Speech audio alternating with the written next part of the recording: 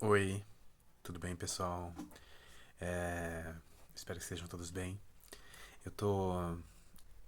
Há um tempinho atrás eu estava preparando o conteúdo para um mini curso que eu vou estar ministrando pelo Instituto Velt Abaeté.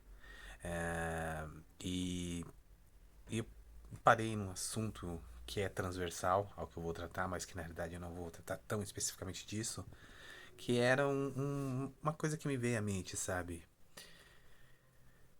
A gente enaltece muito as virtudes, né, do mundo moderno e do mundo contemporâneo, né, pelo fato de ele haver, num certo sentido, causado a separação entre o Estado e a religião. Né? E aí a gente proclama, exalta as virtudes do Estado laico, né? Pensando a partir da noção ou da ideia de que a, as decisões políticas e as políticas públicas e sociais e tudo mais no âmbito da ação do Estado, né, não são influenciadas ou tomadas, né, por uma influência da religião, digamos assim, né, ou de noções ou de ideias de valores religiosos, né. Então, elas são ideias laicas, né, a partir de uma busca crítica, né, da dinâmica das relações sociais, das necessidades prementes, né, da população do estado e tudo mais. Só que essa ideia do Estado laico, ela me parece que ela nunca se tornou uma realidade de facto, né? A gente fala que é uma coisa que é o de facto e de jure, né? Então, o de jure é aquilo, como é que está na lei, né? Então, a lei, ela nos apresenta isso, essa noção, essa ideia. Mas, de facto, acontece realmente assim? É assim que nós vivemos? É, Me parece que a ideia do Estado laico, ela não se realiza de forma plena, de forma contundente no nosso. Eu tô pensando no nosso cenário, tá? Não vou pensar outros cenários, vamos pensar o cenário de Brasil. Por razões muito simples, tá? É, é, Quando nós pensamos no nosso estado, no nosso país, né? As raízes, as raízes da sua fundação, né? Estão ali marcadas já por uma inserção numa expressão de cultural e religiosa muito específica que é do catolicismo romano, né? A partir dos colonizadores que aqui chegaram, né? E trouxeram consigo a sua religião, né? Trouxeram consigo a sua cultura, a sua tradição, os seus costumes, né? Claro que vai depois se desenvolver de formas muito múltiplas dentro do nosso território, no contato com outras, digamos, com outros movimentos, né, de imigrantes, mas também com a própria cultura local e tudo mais. A gente vamos pensar que de um aspecto mais fundamental, né, o que a gente tem na realidade é uma formação católica romana. O primeiro ofício ou a primeira é, é, é, realização institucional da coroa em Terra Brasilis foi uma missa católica romana, né? Então, eu acho que esse dado já é um dado que deveria dizer muito para cada um de nós, né? E essa capacidade, essa presença do catolicismo romano, que é então a mais antiga forma de cristianismo até hoje, né? Ela basicamente é uma área do que de uma religião oficial do Brasil. Então, oficialmente o Brasil é um país católico, né? Apesar de hoje termos esse crescimento gigantesco, né, do movimento evangelical, né, do evangelicalismo no Brasil, mas ainda é um país católico, mas é claro, com essas múltiplas possibilidades de expressão religiosa, né? E então, se a gente pensar bem, todo cidadão, toda pessoa que nasce no Brasil, ela nasce sobre a égide de uma determinada pulsão religiosa, tá? Então ela nasce debaixo de determinada construção de valores e de valores que vão dar significados para o modo de ser e de agir no nosso território. As próprias leis, num certo sentido, elas não escapam a essa influência dessa presença, dessa valoração cristianizada do mundo com significados que partem desses valores cristãos herdados e herdados e alimentados por séculos de uma mentalidade, de uma formação católico-romana. Tá? É claro que a gente pode pensar assim, vamos tirar então o católico romano e deixar o cristão, já que nós temos também um atravessamento de diversas outras seitas, no sentido de divisões, de ramos, tá? Da cristandade no Brasil também já desde há muito, desde pelo menos 1800 e pouco, a gente já tem outras presenças religiosas, mas todas elas de matizes cristãs.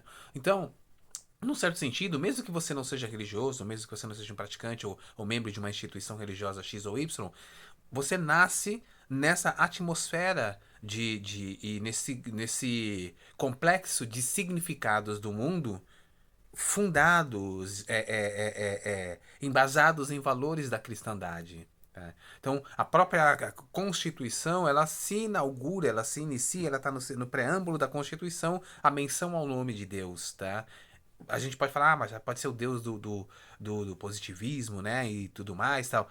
Mas mesmo o Deus do positivismo, se a gente for pensar bem, as suas raízes estão numa visão ainda da cristandade do mundo, tá? Então eu acho que essas coisas nos fazem pensar que quando uma pessoa, a gente fala, bom, um pastor ou um bispo ou um padre não deve influenciar diretamente, né? Chegar, não, vote nisso ou vote naquilo. Isso é errado e é amoral, né? O exercício da vivência política, ela é um exercício do indivíduo, né? Da pessoa que escolhe, que vai lá, analisa, pensa, crítica, olha, estou de acordo com essas propostas, tal, não sei o quê. Só que a própria decisão ao redor, a própria decisão por um ou outro partido, por um ou outro político, por um outro representante, ela está marcada já por essa apreensão de significados, né, do mundo pautada nos valores do cristianismo. Né? Então, é por isso que é tão difícil para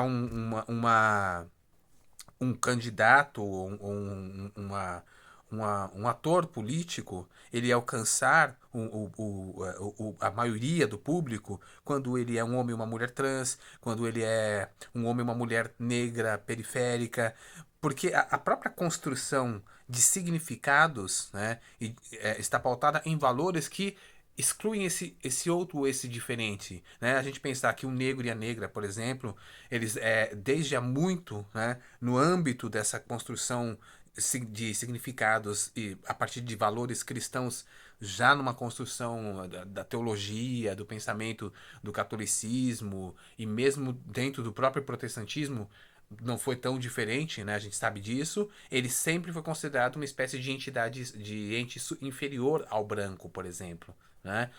A mesma coisa o indígena, a mesma coisa e ainda mais acentuadamente um homem, uma mulher trans ou gay, ou quer que seja. Então, quer que seja no sentido de que fuja essa noção de heteronormatividade cis, tá? Então, isso mostra o quanto ainda os valores religiosos ainda, num certo sentido, ditam a norma da vivência política do nosso Estado-nação, né, da vivência política do nosso país, da nossa democracia, tá? Então, o Estado laico, ele se sente, e aqueles que acreditam, defendem no Estado laico, e que eu não estou dizendo que está errado, tá?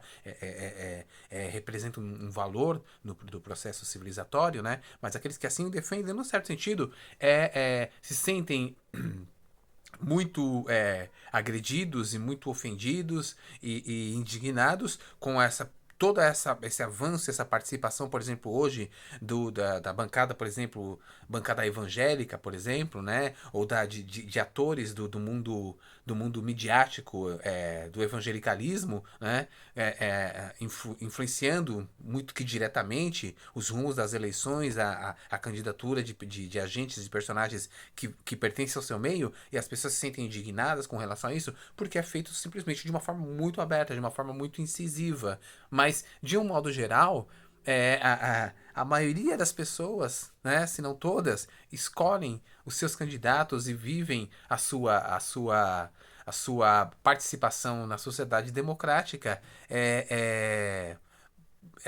munida, né, desses valores cristãos que oferem então esse significado para o mundo, né? Porque é impossível que a sua formação pregressa, ainda que ela não seja hoje não seja uma vivência prática do sujeito, é impossível que ela não tenha fincado raízes de forma tal que ela influencie, que ela não venha influenciar as suas escolhas, as suas decisões políticas. E como eu falei, a própria estruturação da nossa ideia de constituição, né, no sentido de Carta Magna do nosso país, né, ela tem essa presença, essa influência da dimensão significativa pautada em valores da cristandade. Dessa forma, o humano ele se afirma mesmo no que a gente acredita ser o Estado laico, né, a partir de valores que estão dados, que foram postos, né, e que concederam significação à condição da própria ideia do que seria esse Estado laico. Não sei se ficou claro, espero que tenha ficado. Qualquer coisa me pergunta aí que eu tento é, explicar melhor o que eu tô pensando. Mas é isso, porque o humano, além, ele é muitas coisas. O humano, ele é tido e é reconhecido como um homos políticos, mas também é um homos religioso.